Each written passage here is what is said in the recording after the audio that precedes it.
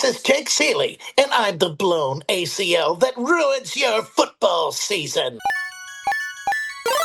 Good news, everyone! Let's get dangerous. This is so good! I know! It feels so right! It's Jake Seeley. I'm sorry, who is this? Nice try, Moonman, pretending not to know. Earth's greatest mastermind! You just made the list! I thought you said that was a myth. Just because it's a myth doesn't mean it's not true. If you all blindly follow my plan, we may have a chance. Sure, we talk about it all the time. Really? No, burn. Game on, you ducks. And if you're wondering why it sounds a little less excited, maybe you are fine. And you're listening because you continued in your fantasy football playoffs. And I'm hoping that's the case. Or you're just here for the good times, which I'm also happy with because I guess that's what I'm here for. I'm frustrated. Man, I am willing to hear all your complaints, all your gripes, because I have just as many as you do. I'll give you the only example because you don't care about my leagues, but I had not only Jackson Smith and Jigba, but also Puka Nacua in my favorite home fantasy playoffs or league. And lost. I'm going to lose because my running backs are Breece Hall, Josh Jacobs, Tyrone Tracy in the flex, and then a whopping wonderful game from the return of Drake London. So there you go, guys. I'm with you on that stuff, but let's get to the things to take away from Week 16. If you're playing in your championship, if you're playing for third place, or you're just playing for fun, let's go. Emeka Egbuka. Was wrong about him right out of the gate. I'll just say I'm wrong about him. I thought the return of Mike Evans and the way that he looked in that game last week was going to be something we saw going forward earlier this season, and Egbuka needed Evans back and was going to be playing better with him, like I said, as we saw last week, and that was not the case. Not only did he not get involved outside of that one catch, but he was third, and Chris Godwin was now the 2. So Chris Godwin being back has now taken the effect on Emeka Egbuka, and you cannot trust him in the championship game. Mike Evans would be really the only one that I would trust, although Chris Godwin was getting plenty of looks underneath. But again, the volume is going to be there for Godwin. So moving on from that and talking about volume, the Rico Dowdle and Chuba Hubbard situation, they continue to split early downs, Dowdle, third down, passing downs, Chuba Hubbard, and try to predict game script, try to predict what's going forward, but mostly frustrating. And you can use both if you want. And looking at the Carolina Panthers for this week, home against Seattle, so it's not very good. I don't expect a lot for Dowdle if he's only getting that kind of work, and then maybe Hubbard can kind of see a game from 2 weeks ago if he's out there for pass blocking and more of the third down and they have to pass more in that game. The Browns, Judkins injury. So Dylan Sampson's been out with a hand issue, so if he can return, then yes, he would be the one to pick up. And in the RB2-3 conversation, home against Pittsburgh, not the best matchup. If it's not Dylan Sampson, it would actually be Raheem Sanders, Rocket Sanders. 65-35 split after Judkins left the game, and it wasn't just the early downs like it was earlier in the game. It's a 60-40 split with him and Travion Williams. So Raheem Sanders would be the next one. Sampson, if he can return. Moving on to the Chargers, Quentin Johnson is back, and he is not just back from his injury, not even limited, it looked like. He was back as the number 2. Now, of course, I'm not going off of that game and saying slam him right back into your lineups, but you can consider him as a boomer bust wide receiver 4, and why only a wide receiver 4 and not a 3 is because they're facing the Texans at home, which, I don't know, the Texans defense is all of a sudden super vulnerable, especially in the run game. I don't know what the hell is going on, but anyway, back to that, and as you can see, is continuing to ruin Oronde Gadsden, so he's off the table. Moving on, Joe Burrow looks so much better with T. Higgins, as we expected and as we saw. I wasn't expecting that good of a game, but moved him up. As I told you guys, if Higgins was back, they get Arizona at home, so that's really tasty for the final game between Burrow, and hopefully we see more Higgins. He wasn't out there for the full complement of routes. I don't know if that was just because of limited practice, well, not much practice throughout the week with the concussion. On the Dolphins side of things, Jalen Waddle was just fine with Quinn Ewers. I know no touchdowns, but Achane was okay as well. And Darren Waller wasn't terrible. They get Tampa Bay, pass funnel defense, and of course it could go sideways with Quinn Ewers, but Waddle, Achane, and including Waller at tight end, I feel like have to be in your lineups for your championship game.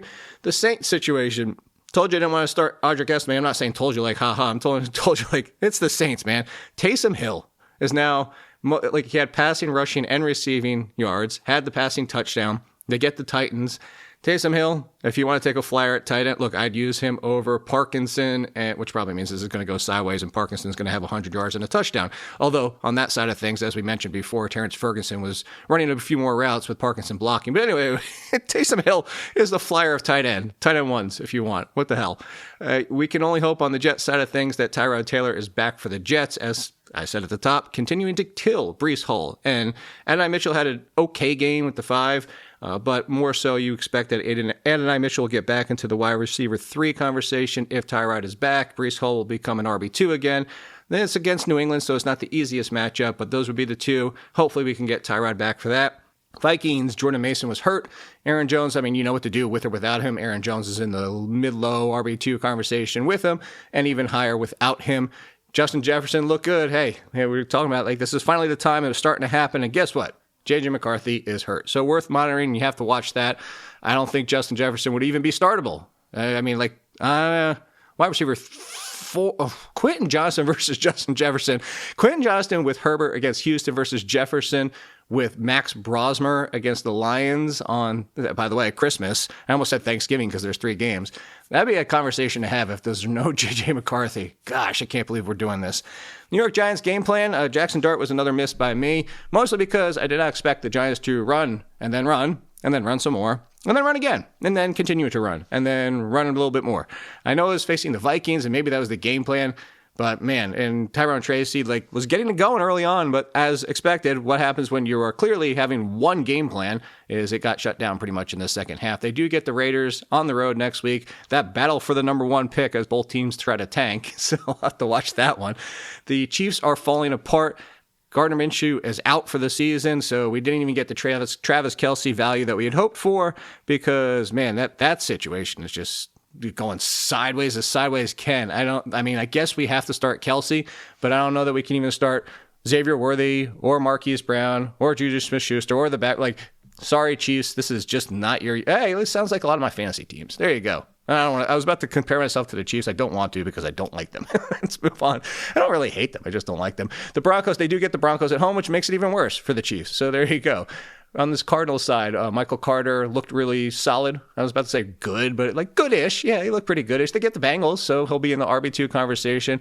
Marvin Harrison was legitimately limited in that game. And of course, after trusting Jacoby Brissett, after being in a good spot, after putting him inside the top 5 finally to give him the respect he deserves, similar to Colby Parkinson, worst game since he's taken over at the quarterback. I do expect a bounce back, as mentioned before. They get Cincinnati, so you can hope for that.